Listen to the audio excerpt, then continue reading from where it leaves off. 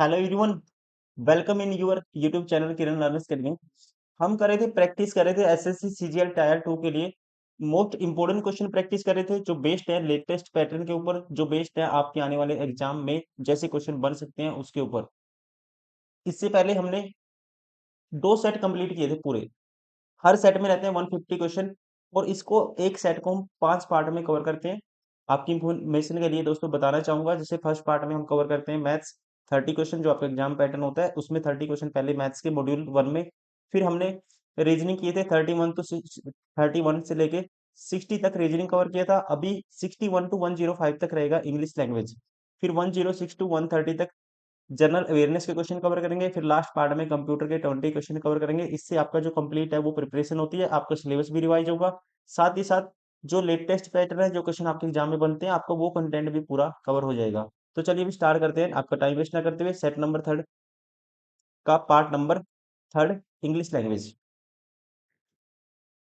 Question number 61, Mohan is a good actor but his brother is better than him. आपको बताना है, improve करना है। अगर इंप्रूवमेंट होगी, नहीं होगी तो आपको नो इम्प्रूवमेंट वाला ऑप्शन चूज करना है। देखिए, Mohan is good actor but his brother is better. Better क्या अपने आप में कंपेरेटिव डिग्री है और देन के साथ इसका यूज क्या है अपने आप में दोस्तों, ठीक है। यहाँ पे कोई भी जबरदस्ती इंप्रूवमेंट नहीं करेंगे, कोई भी इंप्रूवमेंट की जरूरत नहीं है। राइट आंसर होगा option 4। Question number 62, success and failure in life depends on how well a person uses his time. यहाँ पे देखते पता लग जाएगा आपको। अब सक्सेस एंड फेलियर, इन दोनों के लिए दोस्तों वर्ब क्या है, सिंगुलर है प्लूरल आएगी, तो ये आएगा डिपेंड्स नहीं आएगा, डिपेंड आएगा। क्या आएगा? डिपेंड। राइट आंसर होगा डिपेंड ऑन होना चाहिए। राइट आंसर होगा option 3। Question number 63, active passive voice आपको बनाना है।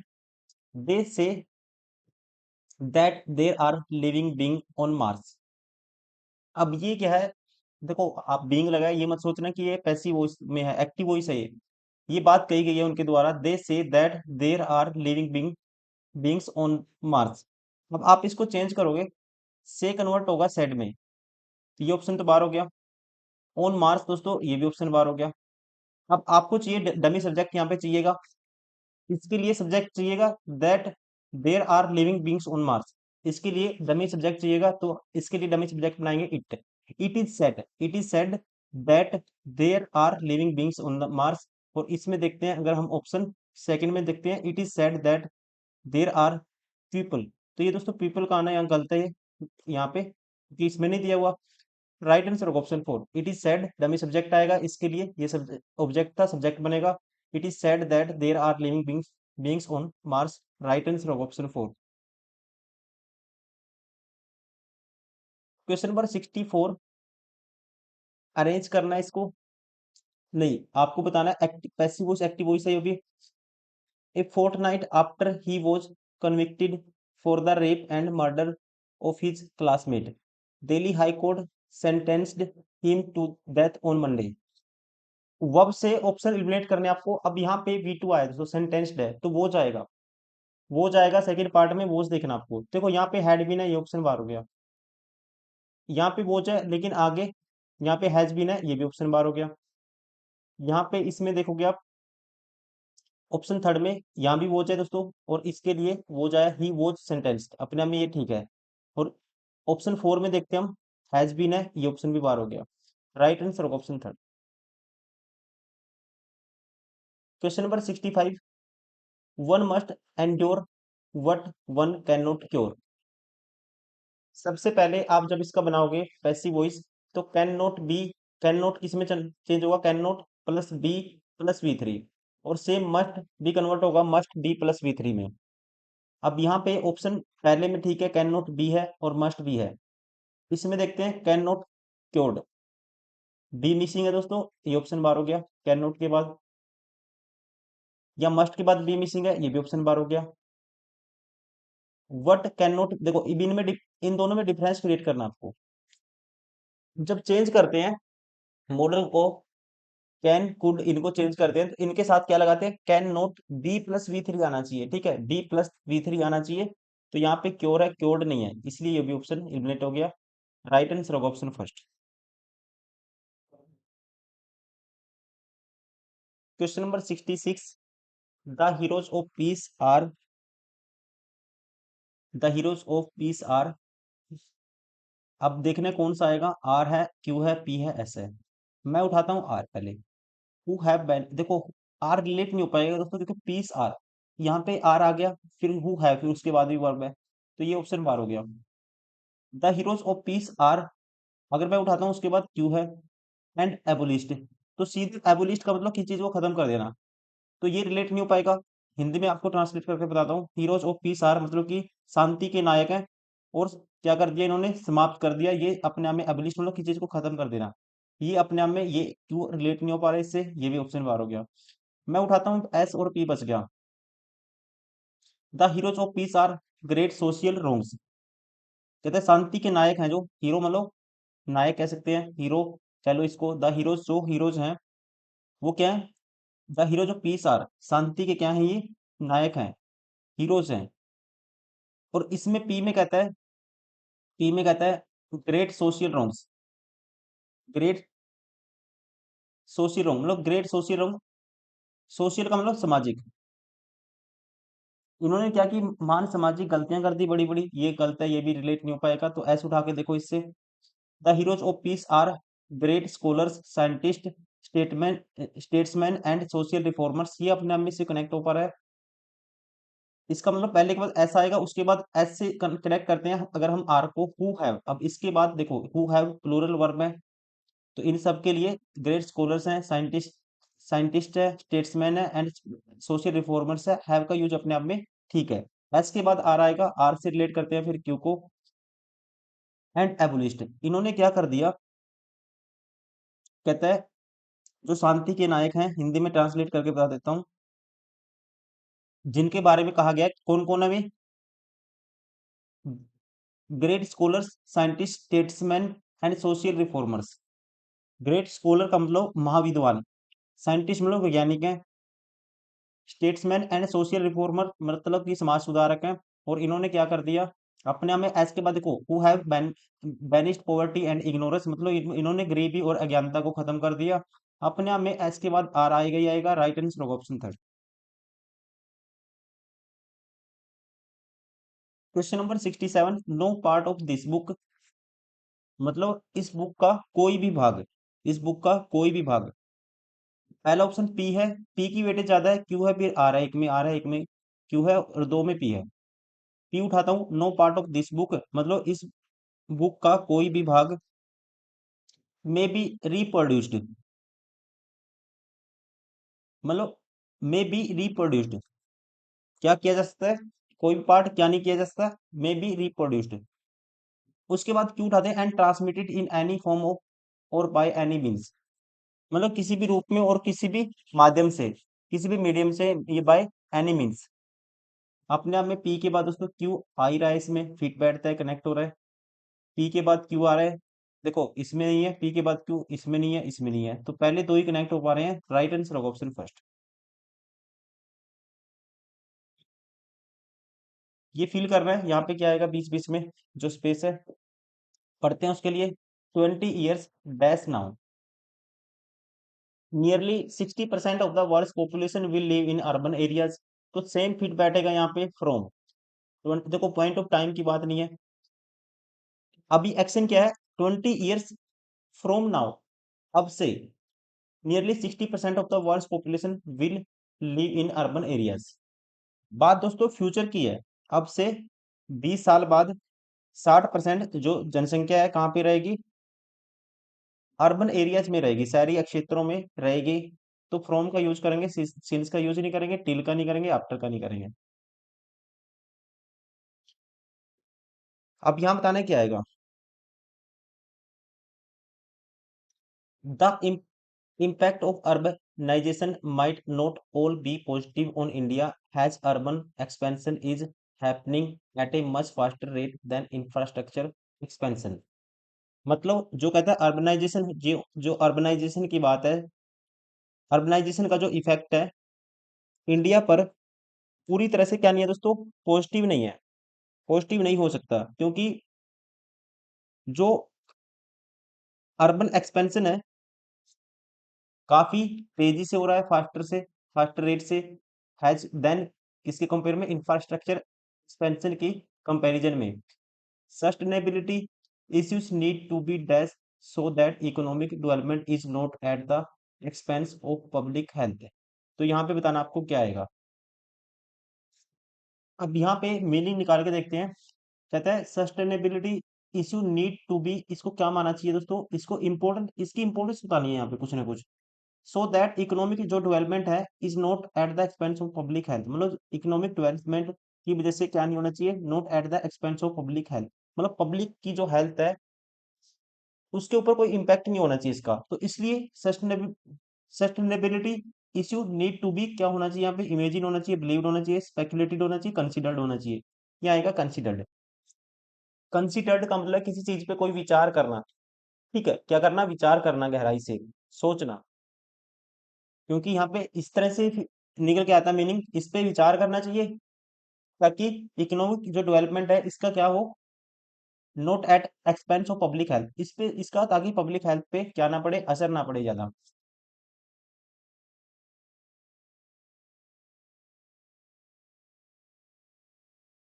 क्वेश्चन नंबर 70 में आपको बताना है अब नेक्स्ट। यहाँ देखते क्या आएगा, TERI has put it together A detail report. अब इसने क्या किया है, विस्तृत रिपोर्ट जारी की है, एक डिटेल रिपोर्ट जारी की है, जो क्या करती है, डैश सस्टेनेबिलिटी मतलब स्थिरता in the provision of, provision का मतलब कोई चीज में चेंज करना, प्रावधान करना, basic urban services in Indian cities, मतलब जिसमें, जिस रिपोर्ट में भारतीय शहरों में बुनियादी शहरी सेवाओं के प्रावधान की स्थिरता की बात की गई है। मतलब इस पे ये रिपोर्ट क्या कर देती है, इसका एम्फेसाइज का मतलब किस चीज पे बल देना, जोर देना, इंपॉर्टेंस बताना किस चीज की। राइट आंसर होगा ऑप्शन सेकंड, क्योंकि ये रिपोर्ट इन सभी चीजों के लिए जारी की गई है, इस पे क्या देती है, बल देती है, जोर देती है। तो इस तरह से इसका मीनिंग निकलेगा दोस्तों, एम्फेसाइज, स्पेक्युलेट, पोस्टुलेट, ब्रिंग, ये फिट नहीं बैठेंगे, फिट बैठेगा यहाँ पे वर्ड एम्फेसाइज। ये रिपोर्ट बताएगी बेसिक अर्बन सर्विसेज, इसके ऊपर जोर देगी इंडियन सिटी के अंदर, सिटीज के अंदर। और एक क्या बनाएगी, सस्टेनेबिलिटी मतलब स्थिरता बनाएगी इस चीज पे, इस बात पे ये क्या देती है, बल देती है, जोर देना, मतलब किसी चीज के बारे में बताना, एम्फेसाइज करना। क्वेश्चन नंबर 71 बताना अब क्या आएगा, dash public transport is major reason for the proliferation of private vehicle on the road. अब इसका मतलब क्या निकले, क्या आएगा, इसका मतलब आएगा पब्लिक ट्रांसपोर्ट है जो, पब्लिक ट्रांसपोर्ट जो सड़कों पर जो प्राइवेट व्हीकल है उनका एक्सपेंशन है, उसका जो प्राइवेट व्हीकल ज्यादा है उसका मेन कारण क्या है, मेन कारण है यहाँ पे जोर दिया गया है कि जो पब्लिक ट्रांसपोर्ट है वो सफिशिएंट नहीं है, वो सफिशिएंट नहीं है। ये क्या है, एक अवधारणा है, ये माना गया है, तो इसका मतलब होता है एनी, इनएडिक्वेट, मतलब कोई चीज, ये अपनी तरफ से ये कुछ कहना, कोई अवधारणा देना कि ये चीज अच्छी नहीं है और इसका ये कारण है। ये कारण जैसे कि प्राइवेट व्हीकल ज्यादा है रोड पे, प्रोलिफरेशन मतलब किसी चीज का एक्सपेंशन होना, फैलना, उनका मेन अवधारणा क्या मानी गई है कि पब्लिक ट्रांसपोर्ट क्या है, मेजर रीजन है for the proliferation of the private vehicle on the road. क्योंकि इसमें कहने का मतलब इम्प्लाइज ये है कि पब्लिक ट्रांसपोर्ट अच्छा नहीं है, इस कंटेक्स्ट में फिट बैठेगा इनएडिक्वेट, इसका मतलब होता है अवधारणा, ये अवधारणा मानी गई है, जो सार्वजनिक परिवहन है वो अच्छा नहीं है, इसकी वजह से जो प्राइवेट व्हीकल है वो ज्यादा रोड पे, उनका जो प्रोलिफरेशन है, उनका एक्सपेंशन है वो ज्यादा रोड पे दिखते हैं। तो इस तरह से ये एक अवधारणा है और इसी का मतलब होता है, इंग्लिश में बोलते हैं इनएडिक्वेट। क्वेश्चन नंबर 72 में बताना क्या आएगा, respiratory illness in children living in urban areas is on the rise with more cases of asthma being reported because of pollution. The future of cities of Indian dreams depends on dash we can build better cities today. इसका meaning क्या है, कहता है India में dreams cities का जो dreams है, dream cities का जो फ्यूचर है दोस्तों, फ्यूचर ये किस बात पे डिपेंड करता है, ये डिपेंड करता है कि we can build better cities today, मतलब कि जो हम आज बेहतर शहर कैसे बना सकते हैं, अच्छे से सिटी को कैसे बना सकते हैं, उसको कैसे ठीक रख सकते हैं, ये इसके ऊपर डिपेंड करता है कि हमारा फ्यूचर होगा, the future of cities of Indian dreams upon depends on this we can build better cities today, मतलब भारतीय सपनों के शहरों का भविष्य इस बात पर निर्भर करता है कि हम आज बेहतर शहर कैसे बना सकते हैं। तो यहाँ पे अब कॉन्सेप्ट आया कंडीशनल का, मतलब the future of cities of Indian dreams depends on, किसके ऊपर डिपेंड करता है? कंडीशन। कंडीशन कब बढ़िया होगी? कंडीशनल सेंटेंस में यूज करते हैं हम इफ का। आपको पता ही होगा, इफ, यदि, if we can build better cities today, तभी ये बढ़िया हो पाएगा। तो यहाँ पे आएगा इफ, राइट एंड होगा ऑप्शन फर्स्ट।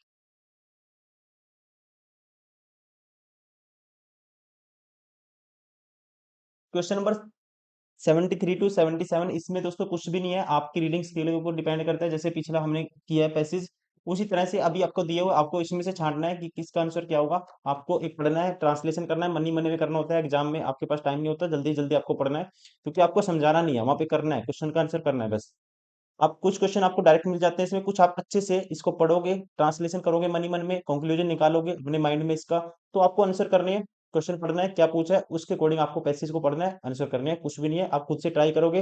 ये डिपेंड करता है आपकी रीडिंग स्किल के ऊपर, क्योंकि मैं नहीं चाहता आपका टाइम वेस्ट हो, आप इसको खुद से ट्राई करिए, स्क्रीनशॉट लीजिए इसका, और इसको फटाफट आप ट्राई करिए कि इसको विद इन 4 या 5 मिनट में आप पूरे पैसेज को सोल्व करोगे, कि पैसेज ज्यादा बड़ा नहीं है। ठीक है, तो आंसर मैं आपको बता देता हूँ, मैच करना आपको।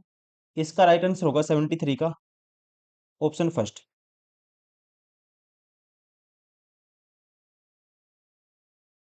74 का, ऑप्शन फर्स्ट।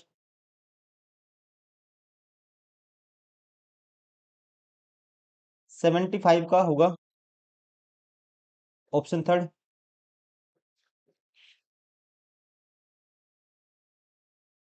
76 का होगा, राइट आंसर होगा इसका ऑप्शन थर्ड।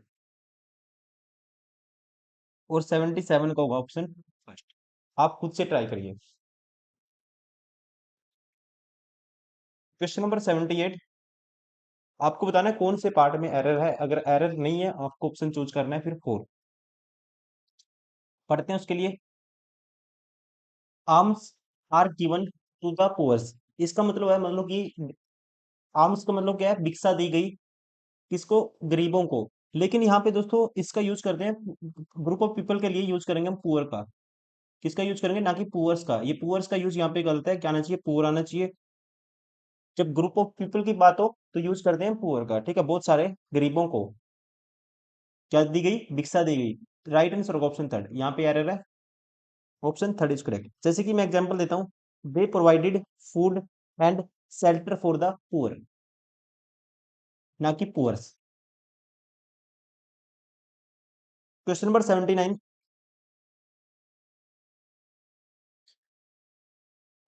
यहाँ पे बताना है कौन से पार्ट में एरर है। Miss Mrs Pratap being a good teacher, she is selected for the national award. अब यहाँ पे Mr Pratap, sorry, Mrs Pratap being a good teacher, ये डिपेंडेंट क्लोज है, और she is selected for a national award, ये है इंडिपेंडेंट क्लोज। वो एक अच्छी टीचर है, इसलिए उन्हें किससे? नेशनल अवार्ड से के लिए सिलेक्ट किया गया है। तो जब भी आपको जोड़ना हो डिपेंडेंट और इंडिपेंडेंट को, आप इज का यूज नहीं करोगे, या तो यूज करोगे हैज बीन का, आना चाहिए हैज बीन सिलेक्टेड, या आना चाहिए फिर यहाँ पे, या आना चाहिए वोज सिलेक्टेड, या आएगा वो सिलेक्टेड, या आएगा हैज बीन सिलेक्टेड। ये एरर है यहाँ पे, राइट आंसर होगा option second. Question number 80, we have to ensure that members fulfil the requirements. यहाँ पे इंश्योर का यूज गलत किया गया है, ये आना चाहिए यहाँ पे, ये इंश्योर आना चाहिए, क्योंकि यहाँ पे सुनिश्चित करने की बात हुई है। इस इंश्योर का मतलब होता है, means to make sure something, to make sure, क्योंकि मीनिंग निकलेगा we have to ensure that members fulfil the requirements. ये हमें सुनिश्चित करना चाहिए कि जो भी मेंबर है क्या करेंगे? रिक्वायरमेंट को फुलफिल करेंगे, कोई चीज क्या करने की, कंफर्म करने की बात हुई है, ठीक है, तो इसका मतलब होता है इंश्योर का मतलब कंफर्म करना, टू मेक श्योर, या किसने? सुनिश्चित करना। ये गलत है, इसका यूज यहाँ पे क्या आना चाहिए? ENSURE आना चाहिए, राइट आंसर होगा option second. Question number 81, best express the meaning of the given word duplicity. Duplicity का सिनोनिम आपको बताना है, डुप्लीसिटी। डुप्लीसिटी का मतलब होता है something which is not true, कोई भी चीज अपने आप में क्या हो, गलत हो, डिसऑनेस्ट हो, उसके लिए यूज किया जाता है डुप्लीसिटी का। जैसे डुप्लीकेट कह सकते हैं, डुप्लीकेट जैसे हम यूज करते हैं, इसका उल्टा होगा, या सॉरी इसका सेम होगा डिसेप्शन। सिनोनिम पूछा, बेस्ट मीनिंग पूछा इसका, ये होगा डिसेप्शन का मतलब भी सेम होता है। डिसेप्शन का मतलब भी होता है dishonest behaviour. Question number 82, vagary. Vagary का मतलब होता है something that is difficult to predict और कंट्रोल, ऐसा कोई चेंज जो हमने प्रेडिक्ट नहीं किया था, जो कह सकते हैं हमने सोचा भी नहीं था। मतलब कोई किसी चीज में ऐसा इतना बदलाव आ जाना जो आपने कभी मन में भी ना सोचा हो, तो इस तरह का मीनिंग निकलता है इसका। और सेम मतलब कहेंगे, मतलब क्या है, अनप्रडिक्टेबल चेंज। राइट आंसर होगा ऑप्शन 4। क्वेश्चन नंबर 83, अब की बार बताना आपको एंटोनियम, उल्टा मीनिंग बताना है, अपोजिट। ट्रांसपेरेंट। ट्रांसपेरेंट का मतलब होता है दोस्तों बिल्कुल कोई चीज क्लियर हो, जहां पे आप जैसे ट्रांसपेरेंट मीडियम कैसा होता है, जिसमें आप आर पार देख सकते हो, साफ दिखता है। ओपेक क्यों मतलब धुंधला, जो चीज स्पष्ट ना हो, बिल्कुल साफ ना हो। राइट आंसर होगा ऑप्शन 4। क्वेश्चन नंबर 84, वैकेट। वैकेट का मतलब आपको पता ही होगा, खाली, एम्प्टी, कोई भी चीज हो खाली हो। जैसे वैकेंसी, वैकेंसी बनता है वैकेंसी, मतलब कोई चीज खाली हो। ऑक्यूपाई का मतलब किसी चीज को क्या करना, घेरना। राइट आंसर होगा ऑप्शन सेकंड, मतलब कि जो चीज क्या करना, इनक्लोज करना, किसी चीज को फुल करना, मतलब कि स्पेस को फुल करना हो सकता है किसी भी चीज को।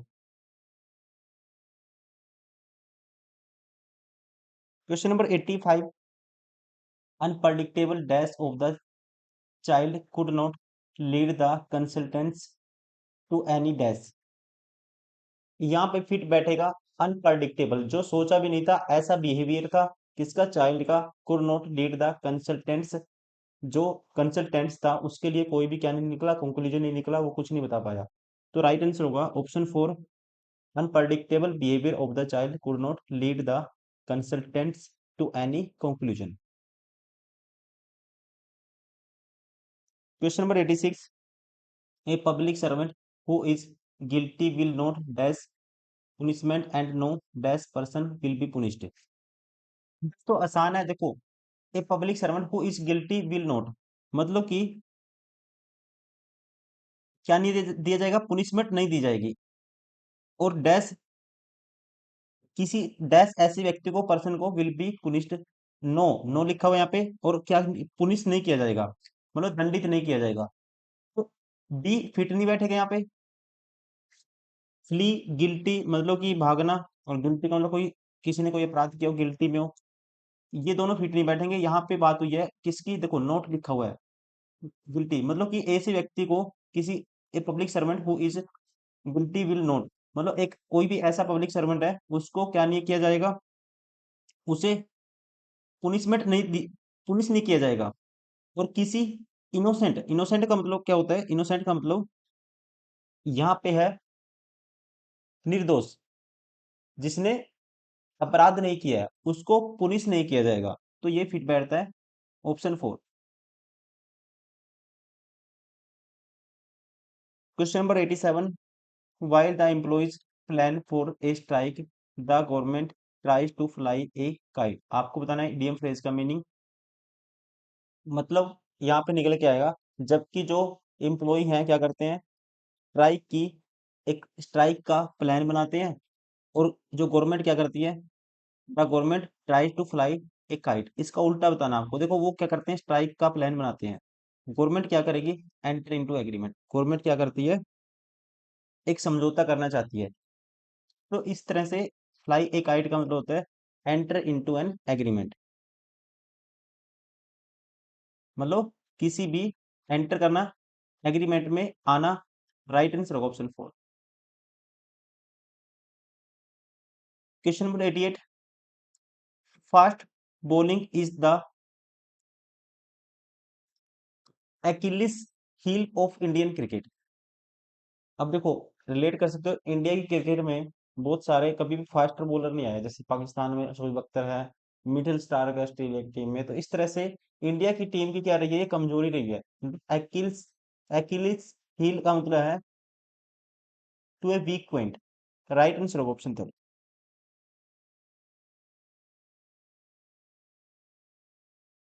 Question number 89, a person who can appreciate art, music, etc, तो उस पर्सन को बोला जाता है कॉनोश्योर, जिसको चीजों की नॉलेज हो, इन सभी के बारे में क्या हो, इनका पार की, इनका टेस्ट का पता हो, तो उसे बोलते हैं, जो इनको अप्रिशिएट करता हो, इनका क्या, इनके बारे में जानता हो, नॉलेज हो, एक्सपर्ट हो, उसे बोलते हैं कॉनोश्योर।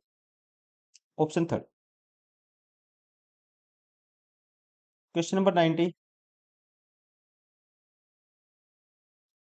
To words different in spelling and meaning but pronounced alike, मतलब स्पेलिंग डिफरेंट हो, दो वर्ड है, मीनिंग और स्पेलिंग में क्या हो, डिफरेंट है, different in spelling and meaning but pronounced alike, बोलने में एक जैसे हो, तो उसे बोला जाता है इंग्लिश में होमोफोन्स।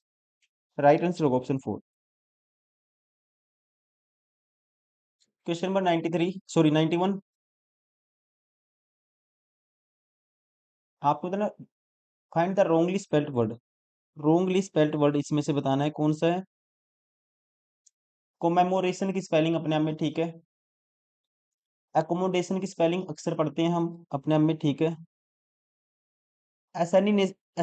असैसिनेशन की स्पेलिंग गलत है, इसकी स्पेलिंग में क्या आएगा, डबल एस आएगा, यहाँ पे सिंगल एस है, ये गलत है। राइट आंसर होगा option third. Question number 92, Rongli spelled word बताना, इसमें भी एडिटिव्स की स्पेलिंग ठीक है, परफॉर्मेंस की स्पेलिंग अपने आप में ठीक है, कंट्रोवर्सी की स्पेलिंग भी ठीक है, फीजिबिलिटी ये गलत है स्पेलिंग, इसकी जो राइट स्पेलिंग होती है FEASI आएगा, यहाँ पे क्या आएगा, FEASI, फिर BILITY। ऑप्शन फोर राइट होगा, फीजिबिलिटी की स्पेलिंग रॉन्ग थी।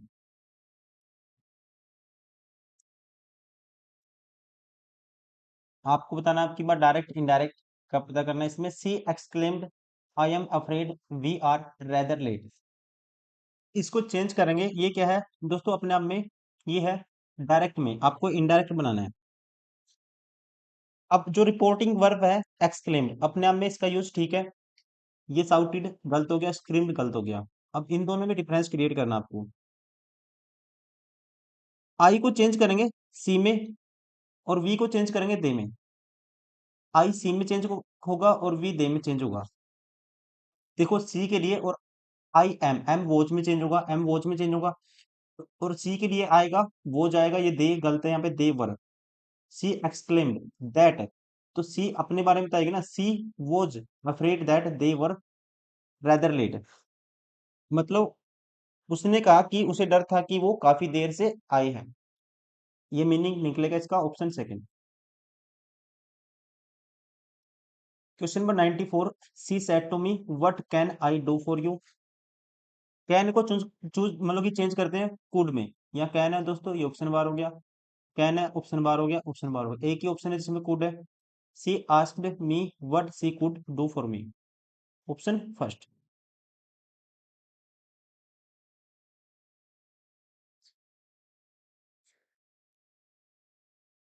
निर्मल said to us my father gave me a purse yesterday, अब इसको देखो कैसे चेंज करेंगे, सबसे पहले वर्ब को चेंज करते हैं, सिंपल पास्ट को चेंज चेंज करेंगे दोस्तों, गेव को चेंज करेंगे किसमें, पास्ट परफेक्ट में, हैड गिवन आएगा, गिवन मी ऑप्शन बार हो गया, हैज गिवन ऑप्शन बार हो गया। अब इन दोनों में डिफरेंस देखना है।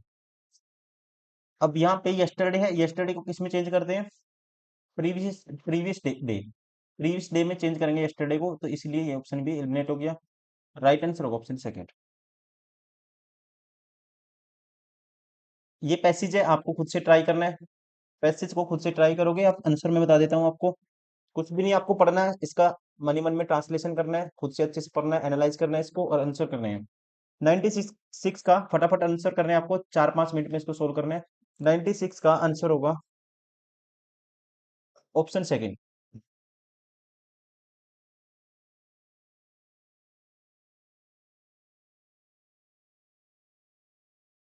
97 का आंसर होगा ऑप्शन थर्ड। 98 का आंसर होगा ऑप्शन थर्ड। और 99 का आंसर होगा ऑप्शन थर्ड। 100 का 1 आएगा।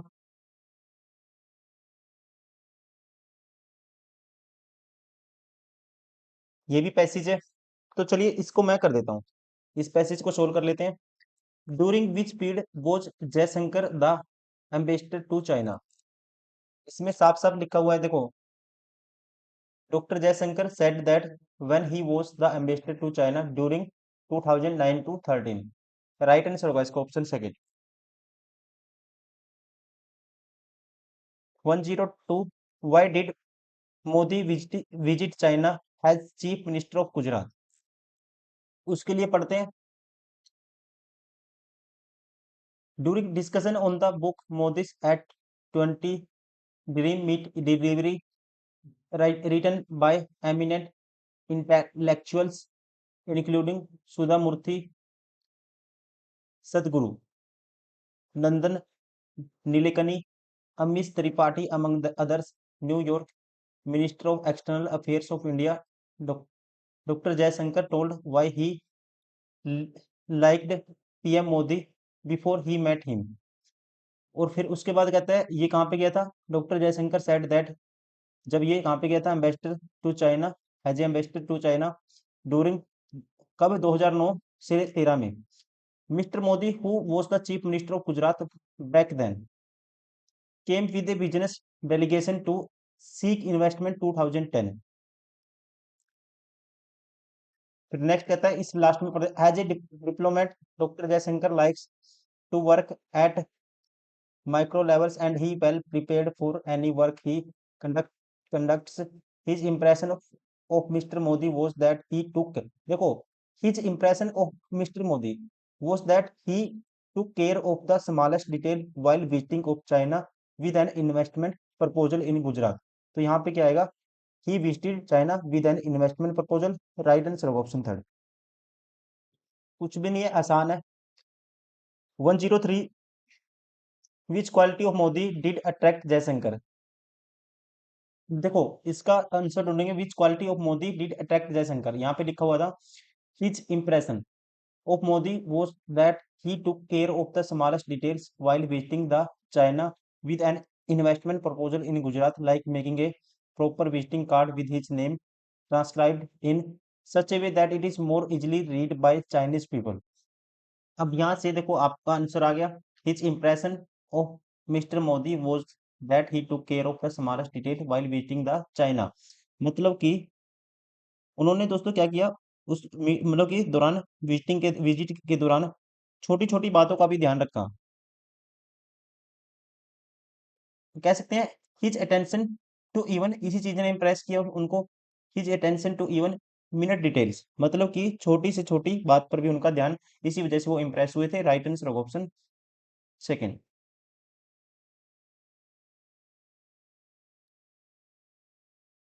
104, which of the following persons has या have written the book Modi 20 dream meet delivery. ये किसने लिखी है, पहली ही लाइन में आपका आंसर आ जाएगा, ये लिखी है किसने, ये लिखा हुआ था यहाँ पे, we written eminent intellectual including Sudha Murthy, Sadhguru, Nandan Nilekani, Amish Tripathi.